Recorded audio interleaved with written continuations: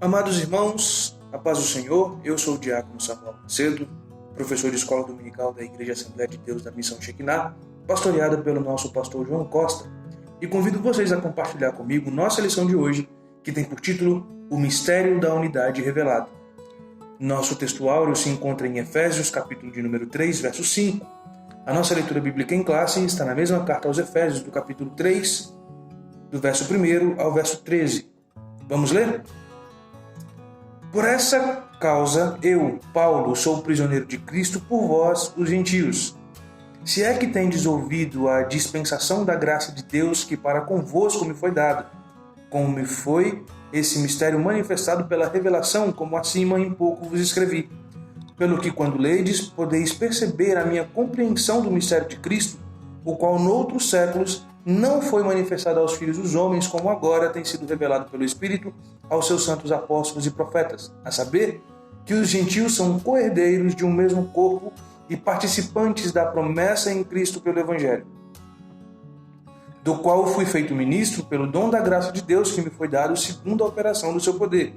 A mim, o menor de todos os santos, me foi dada essa graça de anunciar entre os gentios, por meio do Evangelho, as riquezas incompreensíveis de Cristo, e demonstrar a todos qual seja a dispensação do mistério que desde os séculos esteve oculto em Deus que tudo criou, para que agora, pela Igreja, a multiforme sabedoria de Deus seja conhecida dos principados e potestades nos céus, segundo o eterno propósito que fez em Cristo, nosso Senhor, no qual temos ousadia e acesso com confiança pela nossa fé. Portanto, vos peço que não desfaleceis nas minhas tribulações por vós, que são a vossa glória. Bom, após a queda do homem, Deus deu início ao plano de salvação para redimir a humanidade. Dentro desse plano, Deus chamou para si um homem chamado Abrão. De sua descendência, levantou um povo seu, de onde surgiu o Messias. Esse povo hoje é conhecido como judeus. Eles serviram ao Senhor, fizeram a Deus também um templo, que era um lugar de adoração, onde estava a Arca da Aliança, representando a presença de Deus. Logo, o templo representava a presença do Eterno no meio do seu povo. Porém, não foi revelado a todos a plenitude de Deus. Somente a alguns profetas do Antigo Testamento esse mistério foi revelado. Deus se revelou a Moisés no monte, aos profetas, revelou muito de sua personalidade a Davi e, por último, revelou-se a todos os homens através de Jesus, que tinha em si corporalmente toda a plenitude da divindade de Deus. Em outras palavras, Deus pisou na terra. O profeta Ageu, no capítulo de número 2, verso 9, ele diz: a glória da segunda casa será maior do que a da primeira. Que glória foi essa? Na segunda casa, ou seja, no segundo templo, Cristo colocou seus pés, ou seja, não foi só um símbolo da presença de Deus, mas o próprio Deus esteve lá, em corpo, né? Colocou seus pés e ensinou a todos que estavam lá.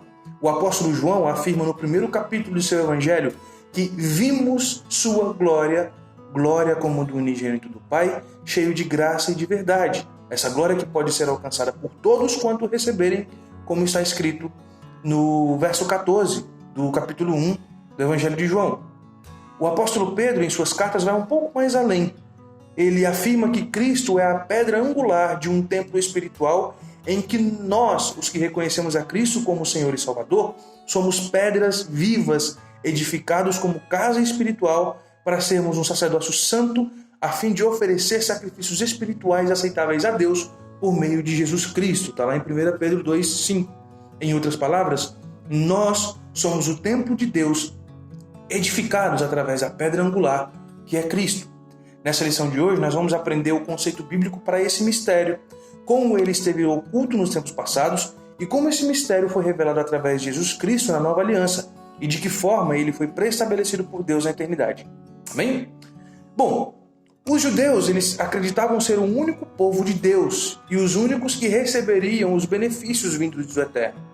Os gentios, por ignorância, não se importavam com os tais benefícios que, como estudamos em lições passadas, a gente pode chamar como heranças ou bênçãos espirituais. A palavra mistério vem do grego mysterion e significa segredo, indicando uma ideia ou doutrina e verdade divina que estava oculta e passou a ser conhecida. Não se trata de algo misterioso que é revelado apenas a alguns, mas de algo que é revelado a todos. Uma verdade que estava encoberta, mas agora foi revelada, foi descoberta para que todos possam ver, desvendada em benefício de todos. No Antigo Testamento, o mistério não foi dado a conhecer tão claramente como agora na Nova Aliança. Porém, mesmo na Antiga Aliança, muitos profetas já visualizavam que os gentios seriam também beneficiados pelas bênçãos de Deus. A principal delas, a salvação. Moisés escreveu a promessa de Deus a Abrão, descrita em Gênesis capítulo 12, que nele, Abrão, seriam benditas todas as famílias da terra. Ou seja, a descendência dele não teria direito exclusivo às bênçãos de Deus, à salvação, mas seria o povo do qual sairia aquele que redimiria toda a terra, não somente os judeus. Os profetas da Antiga Aliança receberam essa revelação, mas ainda assim não sabiam de que forma isso iria ocorrer. As bênçãos eram prometidas pelo Senhor a todos os povos, mas de que forma isso iria acontecer? A própria lei, quando tratava dos benefícios aos estrangeiros, já mostrava que Deus tinha um olhar especial sobre toda a humanidade, apesar de naquele tempo ter um povo exclusivo seu. Certo é que agora Deus ainda conserva um povo seu, zeloso de boas obras, porém, esse povo não é formado apenas por uma etnia, os descendentes de Jacó, mas sim por todos aqueles que, independente de etnia, reconheceram o Senhor Jesus como o único suficiente Salvador que morreu, ressuscitou e está sentado à direita de Deus Pai. O plano divino oculto quanto à Igreja de Cristo é a ênfase de Paulo acerca do mistério revelado aos apóstolos e aos profetas. Paulo inicia o capítulo 3 de Efésios justificando o que havia dito no final do capítulo 2 e, em seguida, destaca sua condição de prisioneiro, como foi vocacionado e como esse mistério foi revelado a ele por Deus.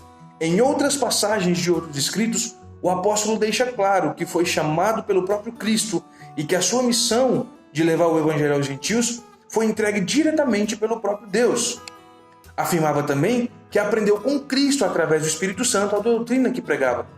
No livro de Atos, no chamado Concílio de Jerusalém, está lá no capítulo 11, ele assevera que o mistério oculto foi revelado pelo Espírito aos profetas e apóstolos, não podendo ser revelado por meio de raciocínio intelectual ou interpretação humana das Escrituras, mas enfatiza que esse mistério só foi dado a conhecer por intermédio da revelação divina.